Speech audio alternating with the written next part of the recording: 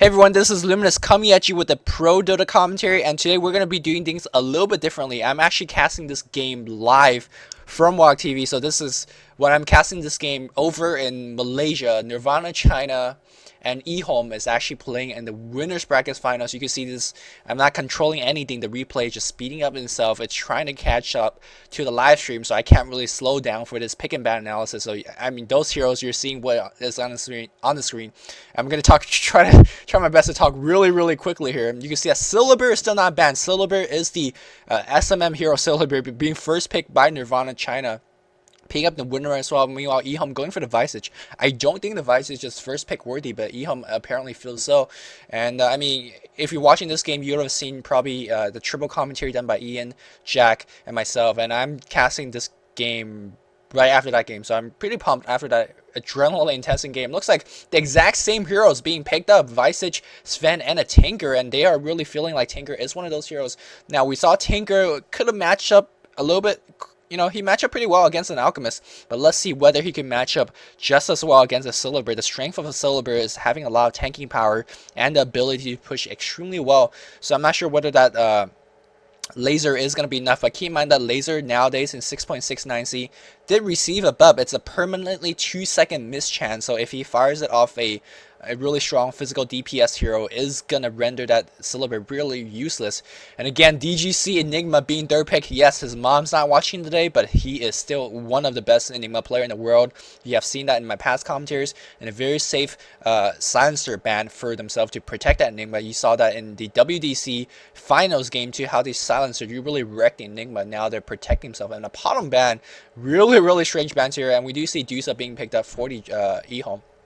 I apologize, I can't really slow down because I don't really have the manual control of the speed of this game, but the game should resort back to 1x speed once I'm caught up with the actual live stream. And today this is a kind of a solo commentary, but a kind of a dual commentary as well. And what this is going to be happening is I'm going to be mostly commentating on the game, and I have my buddy alongside, Say Hi to Trace, and his name's actually Say Hi to Trace. I'm not asking to say hi to Trace. Anyways, he's actually going to pop in once in a while to ask a question or two or just comment the game a little bit. It's not going to be a full-scale dual commentary, so cut the guy some slack, but he is going to just, you know, chill with me a little bit, because sometimes casting a game by yourself is a little bit boring. So Trace, if you could say hi to everyone, and you know, I know you don't like to say hi, but yeah. Yeah. Well, hi everyone. It's pretty much. All right, he's Canadian, so you know. Yeah, French Canadian. French Canadians. All right, looking at the lanes here, we are gonna see a Windrunner. I'm still 4x speeding through this, but hopefully the game will be slowing down in just a bit. Earthshaker, Windrunner, and the Witch Doctor going to bot lane. Meanwhile, mid lane here, Syllabir solo mid. Haven't seen this. Generally, you do see the Syllabir solo bottom lane. And oh my god, I already missed the first blood here at the bottom lane, so I apologize. But this is casting live. I wanted to cast a live game. A lot of people will be like, you know, Lumish, why do you never do a live cast? And yes, this is live cast, but this is actually a private live cast, so it feels like, you know, it's just a regular YouTube cast. But I just want to do this kind of by myself to kind of get a little bit of practice to see how it really feels like, because obviously there's a little bit of difference. You can't really, you know, pause the game if I feel like it, and it looks like we are slowing down to 1x speed. Trace, just to make sure you're right with me, I'm at 218, 219, 220 game time. Are you along there? Well, it's still fast forwarding for me, but I'm almost there. If you could try your best to catch what happened, there's a first blood attempt at the bottom lane, so and I think it was. Yeah, I saw Yafit's actually in the tri lane. What do you think about that? He's not like mid solo now? Yeah, Yafit is the mid solo hero, and I mean, I guess it's probably because of the hero he has played, because Windrunner is probably a pretty good trialing hero. Yes, she's a good solo long lane hero as well, but DGC's got that base covered. And Silver definitely need that solo lanes as well, which is played by Zoe here.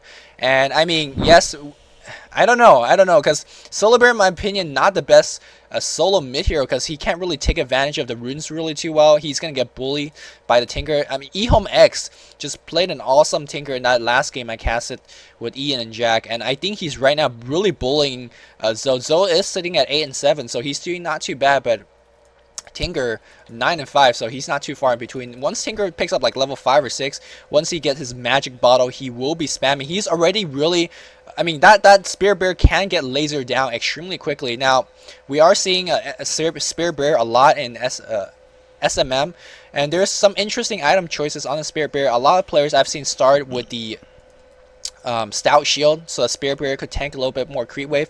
Now you generally see that more in a tri lane or in a silent lane where there's a lot of hero harassment. Whereas mid lane, I think Zoe made a really good choice in terms of picking up the Quelling Blade first to maximize his farming potential. You actually see that he's just summoned a new bear altogether, and actually, you know, when the bear, I think the Spear Bear has a 4-minute cooldown. So it's not too bad to, or I think like 2-minute cooldown. It's not too bad. And since the bear could last a long time, you know, you can summon it. Now, one thing good about Spear Bear, if Zoe chooses to do so, big engagement bottom lane, missing another crit kill here. Looks like it was a good Fisher Shackle Shot and a Voodoo Restoration. I apologize, missing these crit kills. Actually, there's a comment on Dota commentaries made by one of the viewers. He said, in actually one of the games I casted, I actually didn't miss a single death in like a full scale 40-minute game, and that guy gave me a award, and it's kind of like a joke, but you know, it felt pretty good because I think this is my like what 80 something 82nd 83rd commentary, and I don't think I have ever not missed a single kill in a game. And I mean that was the one game that I didn't miss a single kill, and already I missed 2 kills, so I apologize on that, but I'll try my best to not miss as much.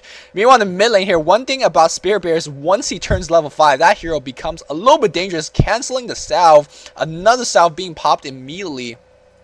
Yeah, Solar Bear level 5 can root and can entangle. Meanwhile, the Witch Doctor coming back mid lane. At the very least, he's going to deny the bottle, or at least deny the bottom rune. But since Tinker did get his bottle and Solar Bear extremely low HP, he got to be careful. A single laser and rocket is going to be a death of him. Again, if you look into the side here at the mid lane here, very good ward being placed by 820 here. This ward is going to allow uphill sight for that Tinker, so he could rocket without, you know, he could see the Solar Bear and rocket whenever, you know, you see Silver salving up and whatnot. That's going to be... Meanwhile, top lane here, Black Hole already being casted on the Dusa. Dusa is going to go down to DGC. We do see Sven being teleported a bit in, but he might be in trouble. Well, Malphus is going to hit him. Oh my god, those Eidolons doing so much damage. But it was it was a very low level Malphus, so it wasn't a lot of damage being done. So silently and slowly, DGC doing his dirty work at top lane, killing off a Dusa, which we haven't seen. I mean, Enigma kills heroes. That's pretty rare, especially in a solo kill attempt. But DGC is showing that. How he killed him? How did he kill him? He went between the 2 towers and got the entire creep kill with his Eidolon, and then just went to the tower. And I mean, so he tower skipped. Yeah. Oh wow! And so that, I mean, that's definitely more of a pressure play, right? You just tower skip. Even I mean, Dusa generally a pretty nasty hero to go against because of his Mystic Snake, but DGC says, "Dude, this is my best hero. I could do whatever I want." So he's having a pressure play at bottom lane. Meanwhile, let me look at how bottom lane's farming. 40 Sentinel.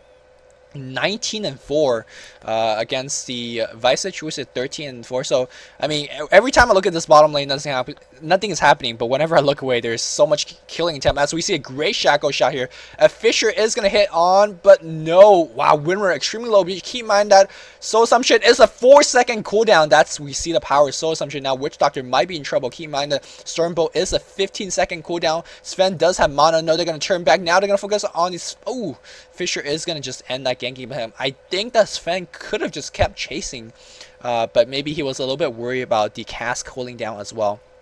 Is gonna dump a stun and is gonna go back.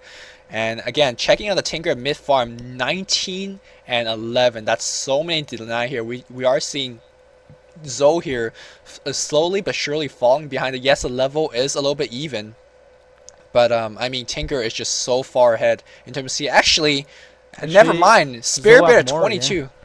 Yes, Spirit Bear actually has more creep kills. That's crazy.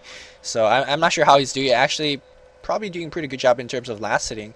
I mean, if you look at his damage, right, he's sitting at around 120, 130 damage with the combination of Quelling Blade, Spirit Bear, and proper last sitting timing. So he's doing extremely good. He's out last sitting, but I still haven't seen like Tinker just went balls deep for the Spirit Bear. Now he's chasing Witch Doctor. Witch Doctor only 500 HP, is popping his Voodoo on constant because he knows there's invisible, and now he's gonna go for Earthshaker. Earthshaker is 600 AP.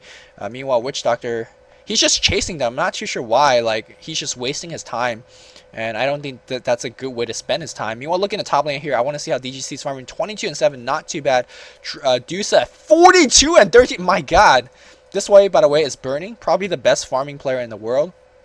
And I think the game we casted where Burning was playing the Morphling, he had around like 600 creep kill at the end. But now he's sitting pretty at 40 something already early.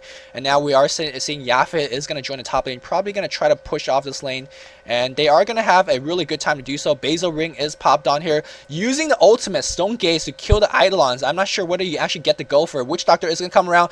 Mass teleportation coming in. Black Hole, what a great Black Hole. It's going to stop the people from teleporting in as well. Now we see Enchant Totem. They're going to pick off the Witch Doctor immediately. Now trying to focus down. Oh, great Shackle shot here. Missing the LSA, but the tower is going to be on the Windrunner. Now the...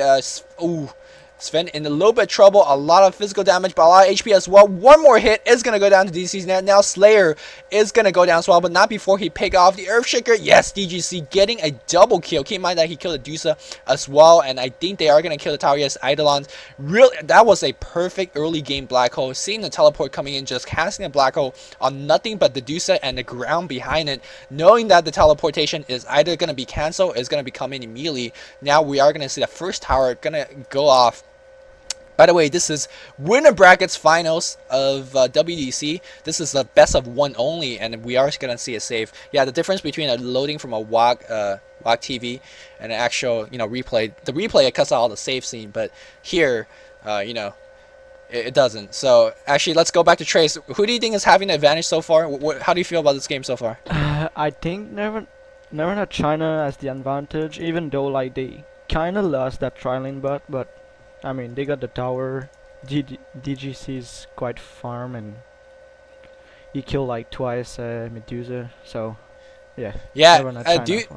Yeah, Dusa 0-2, but despite of that, having really good farm. So we'll see how it plays out. I think it looks like they're going to try to focus on the Enigma. Enigma is going to take a laser rocket, is going to go down here. But the Spirit Bear plus Illusion is just going over like crazy. Now, Cass, is there going to be Entangle? No Entangle there. And we are going to see, let's see what his build here. He only has Rapid level 1.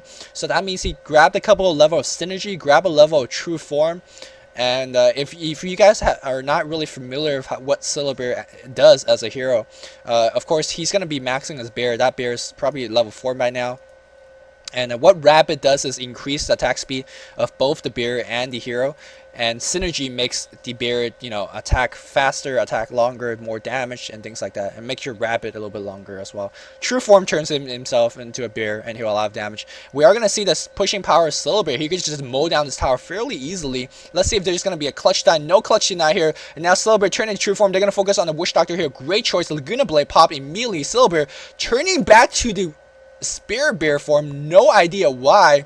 You gotta stay in the true form and just constantly hope you have the tanking power. And I think Syllabear is gonna go down. Great chain stun, and Syllabear, that was I gotta say that was a mistake here. LSA, not the best LSA being casted. 2 missing LSA so far. This is 357. I still haven't told you guys who's playing on what. 820 on the Sven, X of course on the Tinker, Zoe playing that Dusa, and let's see, Vice Switch being played by King J, and 357 on the Slayer. Am I missing anyone on the Scourge? But meanwhile on the Sentinel, of course, DGC, a lot of action. Another Stone Gaze. Hey Trace, do you know if Stone Gaze ultimate will kill Eidolons and it will actually give you the go for it?